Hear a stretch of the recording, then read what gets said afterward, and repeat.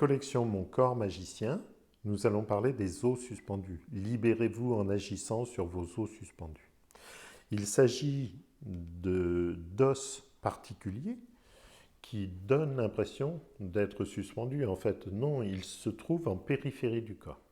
Donc on peut les nommer. Il y a un os hyoïde juste sous la gorge, les omoplates, le sternum devant, comme une cravate, le sacrum, derrière le bas du dos, les rotules, les cuboïdes, qui sont des os des pieds. Le propos, ce n'est pas de détailler l'anatomie, c'est de vous expliquer que par l'intermédiaire de ces portes d'entrée, de ces os que nous pouvons contacter avec les mains si nous soignons notre propre corps ou si nous sommes thérapeutes en soins manuels, ces os nous mettent en relation avec la profondeur. Ce que nous nommons la profondeur, ce sont les énergies et les émotions. Par l'intermédiaire du contact de ces os particuliers, nous sommes en relation avec des choses profondes. Ils permettent donc d'accéder à ces mémoires, à ces profondeurs, à ces mises en mémoire, oui, dans les plans énergétiques et émotionnels, donc de soigner ces endroits-là. Nous allons prendre un exemple, le sternum. Le sternum, si vous n'avez pas l'image anatomique en tête, c'est comme une cravate. Il a un petit corps et puis une grande partie, comme une cravate, comme le nœud de la cravate et le grand pan de la cravate. Comment on peut le travailler? On pose les mains au milieu du thorax et puis on agit dessus. Pourquoi il est important? Il est important parce qu'il protège le thymus, qui est une glande qui nous aide à réagir au stress. Il protège le chakra du cœur, un endroit virtuel mais d'intérêt énergétique. Il recouvre le médiastin où passent des éléments importants, en particulier, l'œsophage bien sûr vous savez, mais en particulier le nerf vague qui part de la base du crâne et qui va gérer tous les viscères, tous les organes. C'est le nerf qui peut provoquer les troubles vagaux. Un trouble vagal, peut-être vous connaissez, ça consiste en voilà, j'ai froid, j'ai chaud, j'ai des vertiges, j'ai des nausées, je ne suis pas bien, quelquefois même ça peut me faire tomber dans les pommes.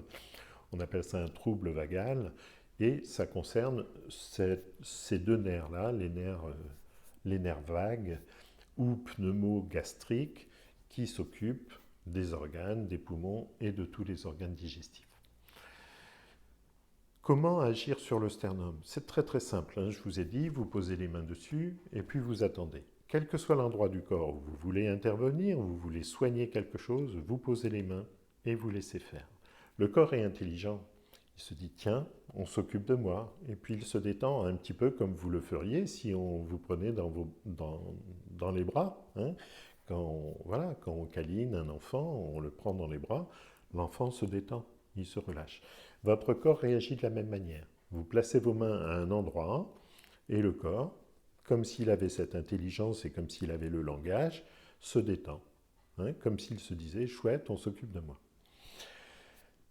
Vous placez par exemple les mains sur le sternum et vous attendez. Si vous êtes déjà un petit peu initié au mouvement interne du corps, thérapeute manuel, ostéopathe, vous savez que le sternum a une mobilité dans le sens haut et bas, hein, dans l'axe du corps. Si vous avez cette expérience et que vous sentez des mobilités sur les côtés ou en rotation, vous savez qu'il y a des tensions anormales qui s'exercent sur le sternum, donc vous les accompagnez, vous accompagnez les mouvements que vous sentez, éventuellement vous demandez une respiration, une expiration. Et quand vous sentez que votre sternum est repositionné dans l'axe, vous accentuez son mouvement entre le haut et le bas du corps.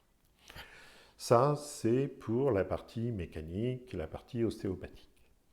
Si vous voulez travailler plus les aspects énergétiques ou émotionnels, vous laissez vos mains et puis vous attendez l'équilibre qui va se produire de toute façon, que vous allez sentir si c'est sur vous, qui va se manifester par un relâchement, une détente.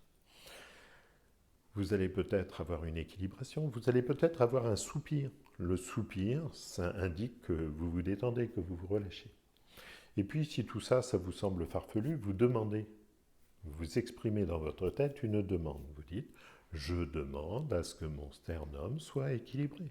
Je demande à ce que les énergies qui se trouvent au niveau du sternum soient équilibrées. Je demande à ce que les émotions qui se trouvent au niveau du sternum soient équilibrées. Vous vous retrouvez dans un autre livre qui s'appelle La digestion des émotions, le passage de l'énergie émotionnelle par cet endroit-là, par le sternum. On l'emmène depuis la tête, au niveau du chakra du cœur, jusqu'au ventre, où on digère les émotions. Vous allez retrouver les mouvements en 8 dans un autre livre que vous pouvez appliquer aussi au niveau du sternum. Donc voilà, on se rend compte que l'ensemble des petits livrets, des livres, donnent des pistes pour se soigner soi-même ou pour soigner une autre personne.